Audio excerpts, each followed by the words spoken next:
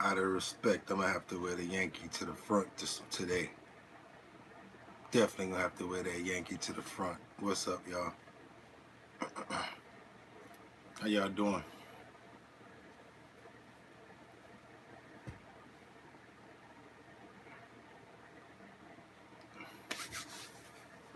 What's up, everybody out there? It's your boy Boogotti NYC. Y'all know what today is. A very important day in New York City. You know, we've been here before. We dealt with this every year since 1999. My bad. September 11th, 2011. 2000, I'm sorry. It's just a very emotional day for everybody who actually, you know, lived in New York City and went through the day, of September 11th. Many of us were used to, we programmed to work and move around and conditioned to get up and just continue to keep on. But sometimes you need to slow down in order to catch a butterfly or in order to see what's really going on around you. And a lot of people in New York were caught up that day, and we all took a great loss.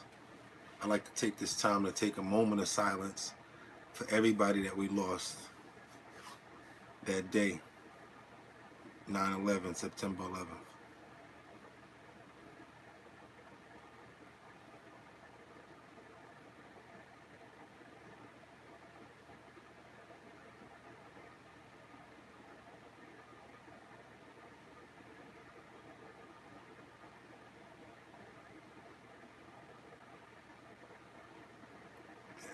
We'll never forget the workers. We'll never forget the families, the loss and the pain.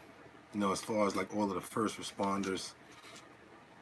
My memories of seeing like the aftermath, the train stopped running, the bridges shutting down. Yeah, a lot of people's lives changed that day. A lot of New Yorkers' lives changed that day. Things like see something, say something. Just like monetary, overall change of business, period. There was a lot of people that, I do marketing. So a lot of times when I'm going to a company after the aftermath, a lot of people were like, well, yeah, we don't have any money. We were still suffering from 9/11. It really did a lot of damage to our business. And some businesses used it as an excuse to not do business with people. Some people used it as like leverage to get deals and all types of things, all sorts of corruption and things like that. And even to this day, where we were having issues with trying to get, funding for the responders who had like cancer from inhaling all of the toxins and the debris and everything that came off of those jet fuels and that plane engine and all of that stuff. So a lot of the responders who actually ran right into the flames, ran right into the situation, when they got covered with that dust cloud, a lot of that dust had things that gave them all sorts of diseases that they're carrying to this day. There was big smoke clouds all the way to like almost like to Midtown, when that happened. And they warned everybody that there was cancer in that debris, that there was disease in that debris. And they created a fund for that. So it's real. So to New Yorkers, it's a whole different situation for us.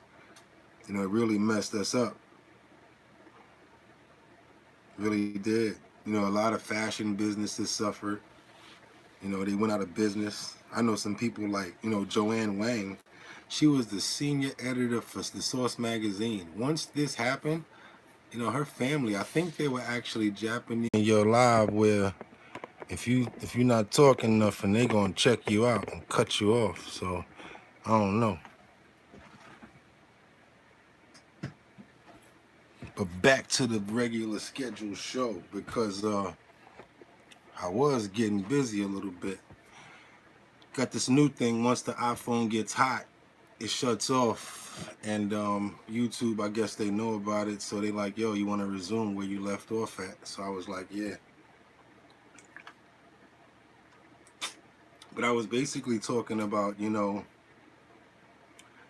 how 9/11 brought us to a situation in New York City where things were different.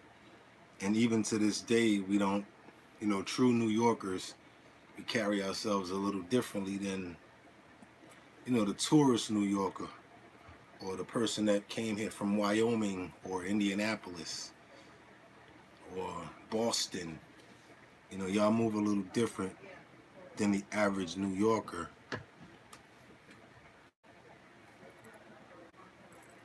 So yeah, but with all that said,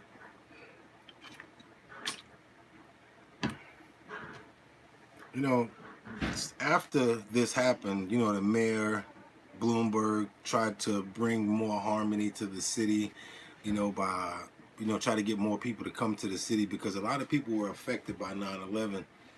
You know, a lot of people didn't want to travel here, especially when you come from another city or a small town. You're like, yo, I'm staying away from New York right now because it's real. And it was. And a lot of people, you know, I guess they felt intimidated to come and visit with us. So, you know, we had to come up with strategic plans and different things to bring, you know, more revenue back to the city, to bring, you know, more influence back to New York, to get people more interested to come back and do business with us. That's when Mayor Bloomberg was instrumental in bringing in the new opportunities for people to do things in New York City, such as like getting tax breaks on shooting films here. So you get like a huge tax break when you shoot in New York City, kind of like what they did for Detroit, to try to create more revenue streams and get more people to go there and shoot in order to, you know, get more money to come in, to more revenue for the city, which makes a bunch of sense. You know, so yeah, tourists can understand it, you know, why, you know, and well, you can understand what I'm talking about. You know, when it comes down to trying to get more people to come to the city, because of the fact that some people are intimidated by 9/11, they scared, they think that somebody's going to do something in a place that they may be at, that family members fear for them and things like that. So, you know, it's understandable, you know. One thing I do want to try to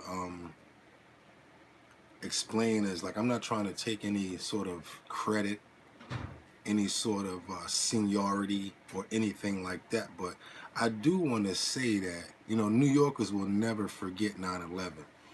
You know, and I hope that I don't sound stupid, but a tourist could never understand the magnitude of what 9/11 was to a person who was here and lived it. You know, a tourist just couldn't do that. You know, to us, it's not a holiday or a day, you know, that we just come to take pictures and stuff like that. I just left like by the Empire State Building, and I noticed a slew of people who are out there right now, and they're kind of looking at 9/11 like a holiday. It's not. It's a day where true New Yorkers and family members and loved ones who've lost people, we mourn those people, we show our respect to them, and we take that very serious. And I want to show my 100% complete respect to everyone who lost somebody in 9/11. And I just want to show you guys that, you know, we're here and we're still fighting, and we're still strong. We're still New York, and nothing will ever stop us, and nothing will break us. It's your boy Boogotti NYC. Like I always tell y'all, y'all could have went anywhere, but y'all came here, and the fact that you came to chill with me, I appreciate that. I noticed that I think it's NBC. They've been using my punchline at the end. Chris Donnelly, one of those guys. If you want to go check it out, they talk about Trump a lot, and I watch a lot of those interviews and I watch a lot of those newscasts and broadcasts because I'm interested in knowing what's going on politically in the United States and abroad. And I'm fathomed at how we still have a president like Donald Trump in our office. So I go there and I notice a lot of the shows and I see what's going on the network. I think it's abc.com or NBC, abc.com.